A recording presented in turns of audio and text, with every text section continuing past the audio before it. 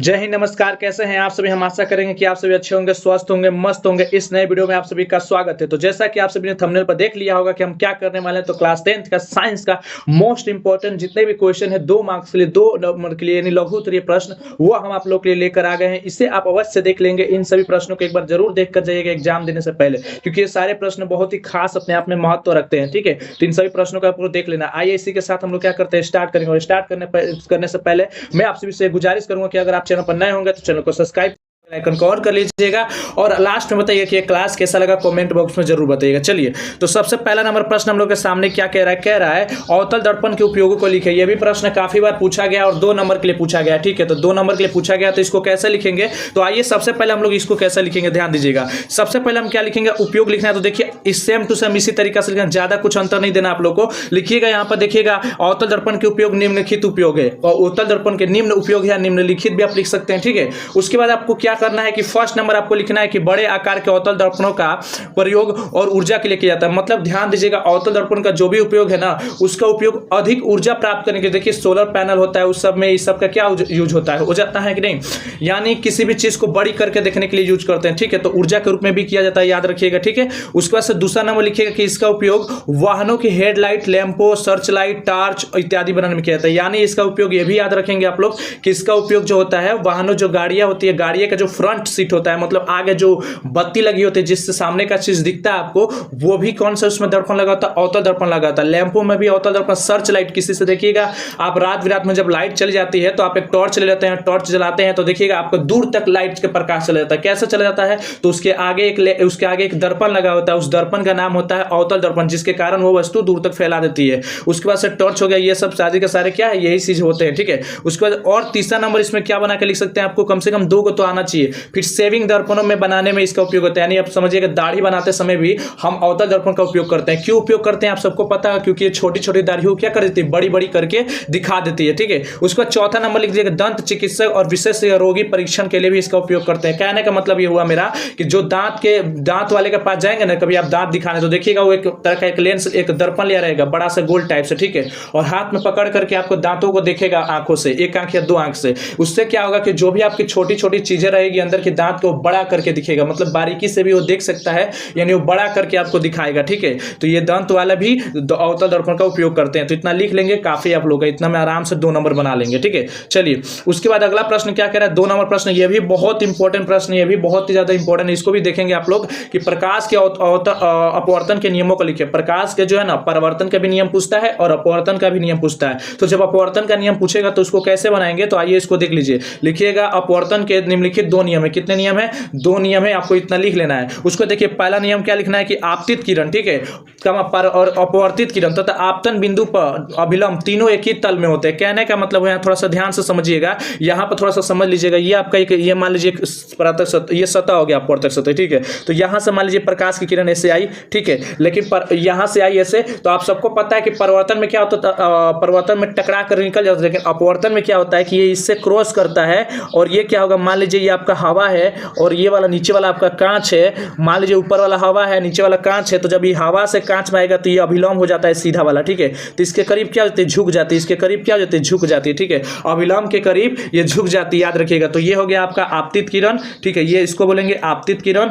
ठीक है, और ये आपका क्या कहलाएगा, अपवर्तित किरण। ये क्या कहलाएगा, जो निकल के जा रहा है, ये आपका क्या कहलाएगा, अपवर्तित किरण। ठीक है, और आपतन बिंदु, आपतन बिंदु, ये वाला आपतन बिंदु कहलाएगा। ये जो मैं बड़ा गोला यहाँ पर देने की कोशिश कर रहा हूँ, यहाँ पर ये ध्यान दीजिएगा, यहाँ पर ये वाला आपतन, ये वाला आपतन बिंदु। ठीक है, तो आपतन बिंदु तीनों अभिलंब, ये जो अभिलंब है एक ही तल पर होते हैं। कहाँ देखिए, एक ही तल पर है कि नहीं, इसी तल के एक बिंदु पर है कि नहीं, तो तीनों एक ही तल के बिंदु पर होते हैं। बस ये हो गया आप लोग का एक नियम। ठीक है, उसके बाद देखिए दूसरा नियम, उसके बाद क्या लिखेंगे, उसका दूसरा नियम लिख लीजिएगा कि प्रकाश के किसी खास रंग के लिए आपतन कोण की ज्या और अपवर्तन कोण की ज्या में एक निश्चित अनुपात होता है, जिसे हम लोग अपवर्तनांक कहते हैं। इस नियम को स्नेल का भी नियम कहा जाता है। यानी आपतन, अब देखिए शॉर्टकट लिखना होगा तो लिख दीजिएगा कि आपतन कोण की जया और अपवर्तन कोण की जया का अनुपात एक निश्चित अनुपात होता है, उससे बस ये आप रख लीजिए अनुपात में होता है, बस इतना भी याद रख लेंगे। जैसे कि देखिए, जैसे कि आप ऐसे भी लिख सकते हैं कि साइन आई अब बटा साइन आर, ये भी लिख सकते हैं ये कि आपतन कोण की जया और अपवर्तन कोण की जया का अनुपात निश्चित होता है, बस इतना भी लिख देंगे तो आपका हो जाएगा, ठीक है। और इसी को स्नेल का भी नियम का, अगर स्नेल का नियम लिखने को आ जाएगा तो ये इतना लिख देंगे तो आपका स्नेल का भी नियम हो जाएगा, याद रखिएगा, ठीक है।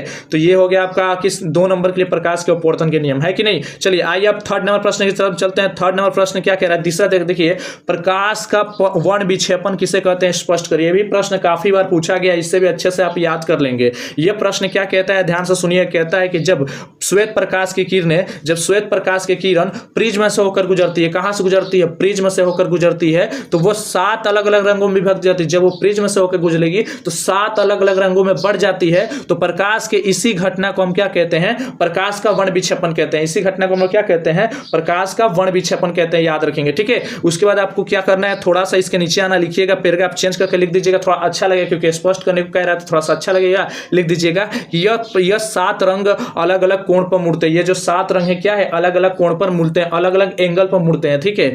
और इसमें बोले कि लाल रंग सबसे कम मुड़ता है। इसमें बात किया गया कि जो लाल रंग है ना वो सबसे कम मुड़ता है। क्या होता है, इसमें जो लाल रंग है वो सबसे कम मुड़ता है और बैगनी रंग सबसे अधिक मुड़ जाता है, ठीक है। तो वर्ण क्रम यानी वर्ण पर जो स्पेक्ट्रम जो प्राप्त हो रहा है, उस स्पेक्ट्रम को वर्ण क्रम को क्या कहते हैं, VIBGYOR के द्वारा याद रखा जाता है, ठीक है। ये कलर का नाम है आपका, याद रखिएगा। प्रकाश का विक्षेपण प्रकाश के अपवर्तन के कारण होता है। प्रकाश का जो विक्षेपण हो रहा है प्रकाश के अपवर्तन के कारण, जो भी ये नहीं लिखना भी चाहते हैं तो कोई दिक्कत नहीं, इतना नहीं लिखेंगे तभी चलेगा, लेकिन इतना तक तो जरूर आप लिख लीजिएगा, ठीक है। इतना तक लिख लेंगे तो आपको 2 नंबर बहुत आसान से बहुत अच्छा से मिल जाएगा। हो सकेगा तो एक चित्र भी बना दीजिएगा, प्यारा सा ऐसा चित्र एक ले लीजिएगा, ऐसा त्रिभुज जैसा, ठीक है। और प्रकाश, एक श्वेत प्रकाश यहां से गुजार दीजिएगा, ऐसे श्वेत प्रकाश, और जब ये प्रिज्म हो गया, प्रिज्म से जाएगा तो हेंगा 9 जाएगा, आप फिर 9 करके हेंगा निकल जाएगा। तो यहां से 7 रंग निकाल देना है। कितना रंग निकाल दीजिएगा, यहां से 7 गो रंग निकाल दीजिएगा, और यहाँ पे एक डंटी बना दीजिएगा, स्पेक्ट्रम बना दीजिएगा, वहीं पर 7 रंग एक पर्दा दिखा दीजिएगा जिसको स्पेक्ट्रम बोलते हैं, और इसी पर रंग का नाम लिख दीजिए, कौन कहां कौन कौन रंग है, ठीक है। इतना लिख देते हैं तो आपको और अच्छा सा नंबर मिल जाएगा। लेकिन बना देंगे कितना टाइम लगेगा, ये आपको मुझे लग रहा है कि 1 मिनट का भी समय नहीं लगेगा, 30 सेकंड में चित्र बना करके लिख देंगे तो अच्छा रहेगा, इंप्रेस बढ़ेगा एग्जामिनर को। मान लीजिए कहीं पर आप गलती भी कर दें तो ये देख करके आपको लगेगा कि मेहनत किया है लड़का, ठीक है, तो इससे आपका नंबर मिल जाएगा, ठीक है। तो याद रखेंगे, ये भी मस्त है। आइए अगला प्रश्न की तरफ चलते हैं। चौथा नंबर प्रश्न क्या कहता है, कहता है कि स्वच्छ आकाश का रंग हमें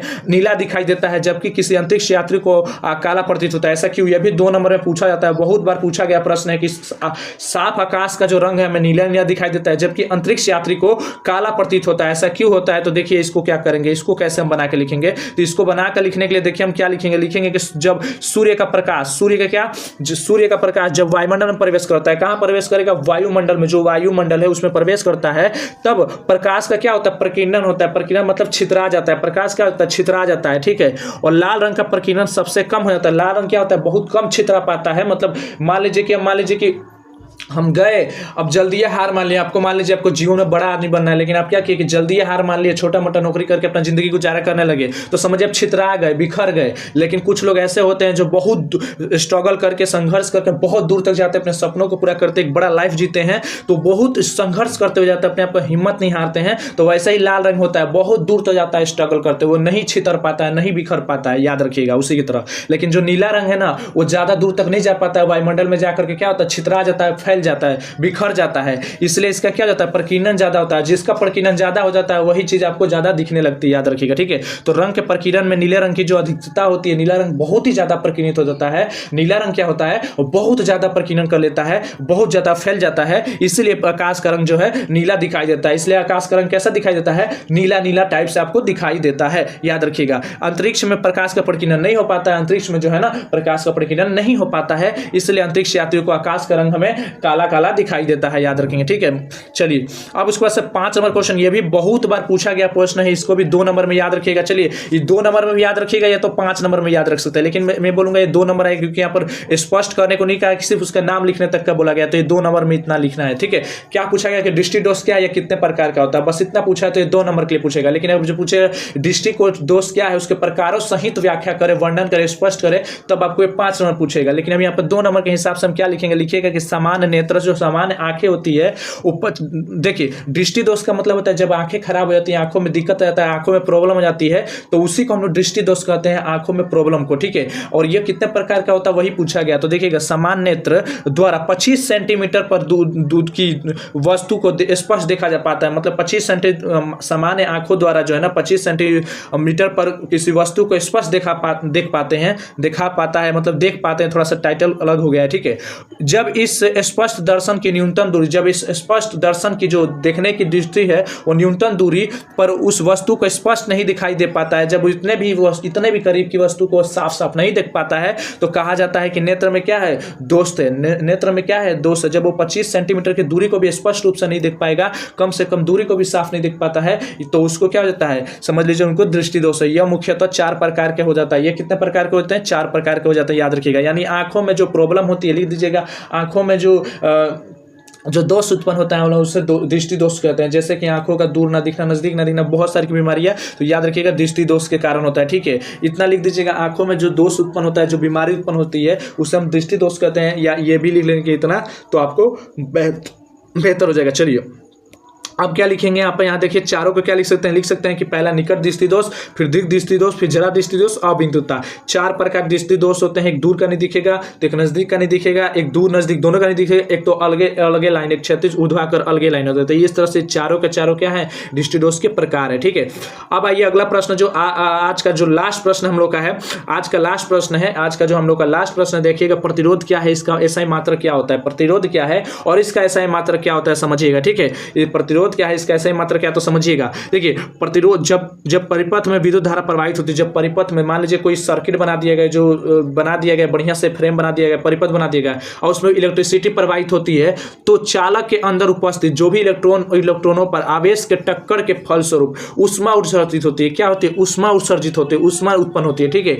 और धारा के बहने में रुकावट डालती है, जो धारा बहता है उसके डालने में क्या करते हैं, प्रतिरोध रुकावट पैदा कर देते हैं, ठीक है। अतः प्रतिरोध का एक ऐसा गुण होता है, प्रतिरोध एक ऐसा गुण होता है जो किसी चालक में प्रतिरोधों इलेक्ट्रॉनों का प्रवाह का विरोध करता है, जो किसी चालक में क्या करता है, इलेक्ट्रॉनों के प्रवाह का क्या करता है, विरोध करता है, रुकावट पैदा करता है, उनको आगे नहीं जाने देता है। आप यहां से भी बनाकर लिख सकते हैं एग्जाम में, कोई दिक्कत नहीं, आप यहां से भी बनाकर लिख सकते हैं कि प्रतिरोध एक ऐसा गुण है जो किसी चालक में प्रतिरोधों के प्रवाह का विरोध करता है, यानी धारा को रोकने का कार्य करता है। तो यही क्या कहलाता है, हमारा प्रतिरोध कहलाता है। और यह विद्युत धारा के प्रवाह को क्या करता है, नियंत्रित करता है, कंट्रोल करता है, ठीक है। इसका ऐसा मात्रा क्या होता है, ओम होता है, याद रखिएगा। ऐसा भी बना के लिख दीजिएगा, जो म्यूजिक का ऐसा लगा होता है, ठीक है, इसको ओम कहता है, ठीक है। और याद रखिएगा प्रतिरोध बराबर आर बराबर क्या होता है, याद रखिएगा आर बराबर जो होता है, आर बराबर होता है V/I। ये लिख लीजिएगा फॉर्मूला, ये फॉर्मूला लास्ट में दिखा दीजिएगा, इससे अच्छा इंप्रेशन बनेगा एग्जामिनर को। ये फॉर्मूला जरूर लिख दीजिएगा, ठीक है। आप इस फॉर्मूला को जरूर लिख के आइएगा। देखिए तो आप इसको